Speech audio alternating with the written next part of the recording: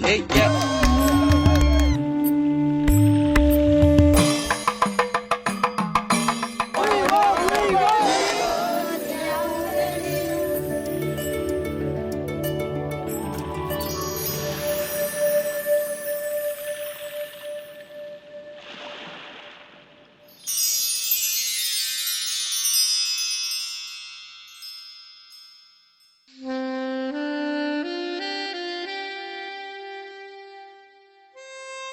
Just as India's struggle for freedom was never hers alone, but inextricably entwined with myriad other sparks across Asia and in Africa, just so has been the case with her experience of development, readily shared.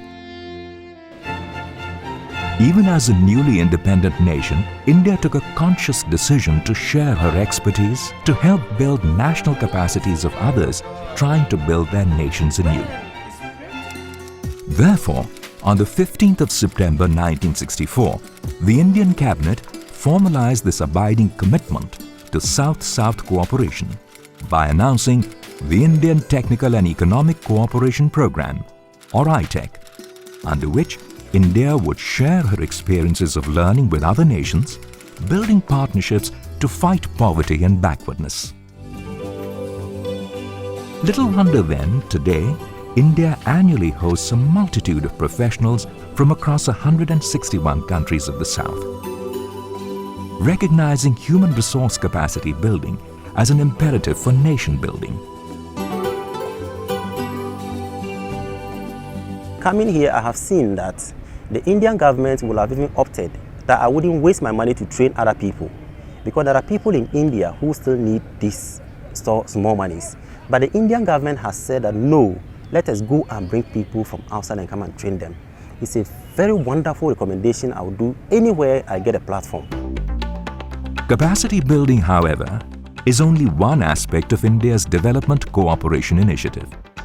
Extension of concessional lines of credit, humanitarian assistance to help build infrastructure, and relief when disaster strikes, deputation of experts, provision of consultancy services on request, complete India's bouquet of development assistance.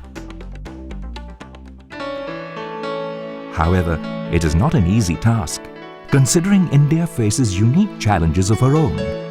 In fact, I have to say this, I'm very much appreciative of what the Indian government has done and is doing regarding imparting knowledge and experience to friendly countries, because it's not because India is the richest country, or it's not because they have nothing else to do with their money, but it has been a very good gesture, and I happen to think that the experience of India is very relevant to the Ethiopian way of development, because India started from humble backgrounds and has gone quite far now.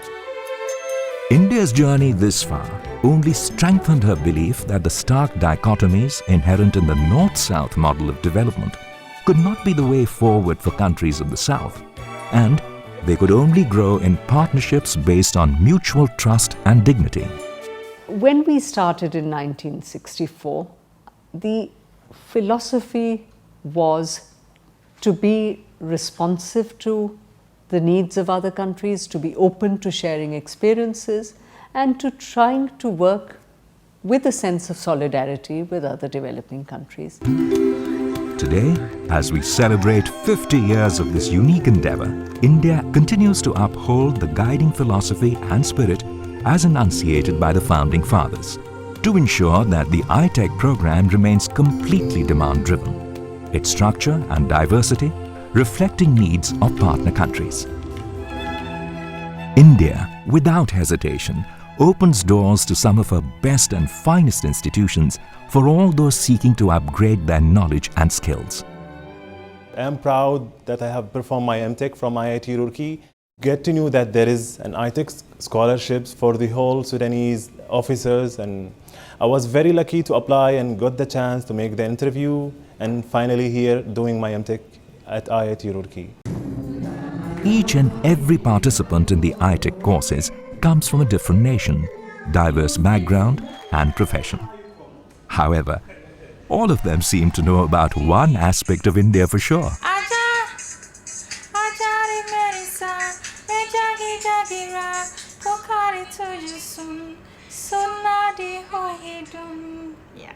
I really do enjoy now Bollywood movies. Because I have been a fan of Indian movies. We used to know Dharmendra since Amitabh Bachchan.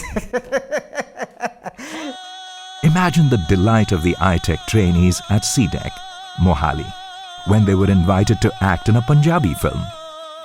But on a more serious note, what is common to all the participants is their desire for learning, for knowledge, to upgrade existing skills and acquire new ones. Actually, no. But I had the passion of knowing.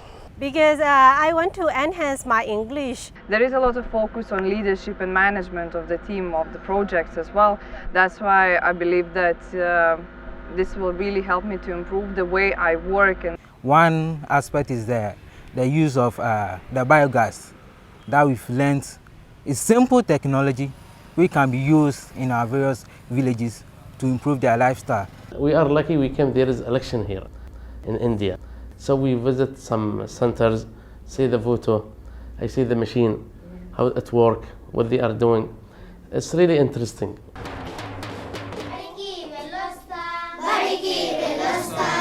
Perhaps the circumstances under which the ITEC program was born gives it its uniqueness. The diversity of courses on offer in terms of structure and content are unparalleled. Quite simply because they reflect a range of development needs of the many countries which sent participants. Actually, there were many things that I liked about ITEC programs, but maybe the best thing I liked was that being an interactive learning experience and being in very international and diverse environments. That's really very unique about ITEC programs.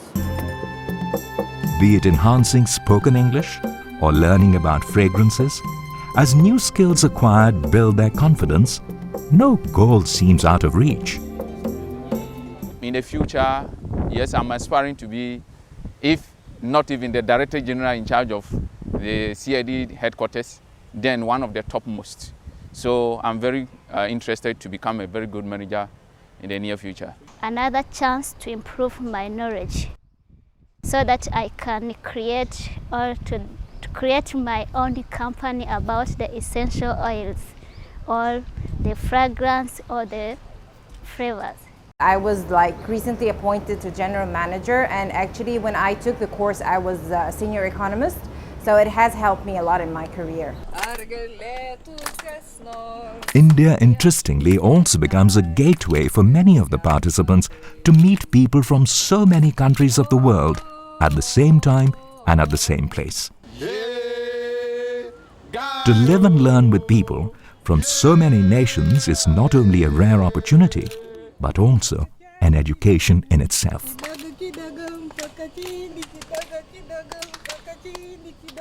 Well, of course, with all those friends from 90 countries, it's not like of course, being in India is one aspect, but to get the opportunity to be together with them, as if we've been to all those 90 countries, different countries, their cultures. It can be clearly seen in the way they put on their dress, the way they talk, how we share things together. So I think it is amazing.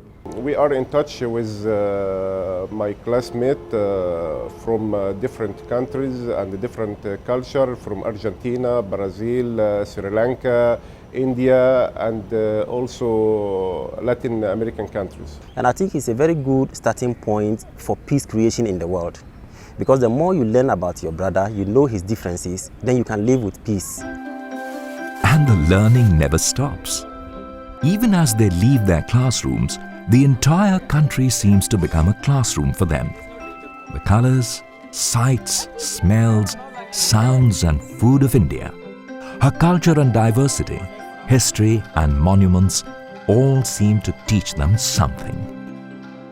So 50 in the classroom, 50 outside. So I'm going home with 100%, not 98%.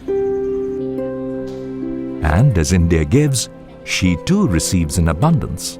She too is enriched with the unconditional love she is given. every person in the world should visit India once in his life. I wish if I had the opportunity, I will come because learning, there's no end. I intend to be back to India another once again. This is the most valuable thing which we acquire, and that is the friendship of foreign participants. Perhaps which is why lessons learnt with friends are so special. They envelop you not only in knowledge, but in love and bonhomie. They have the ability to empower illiterate poor grandmothers with solar electrification technology to light up their homes and lives.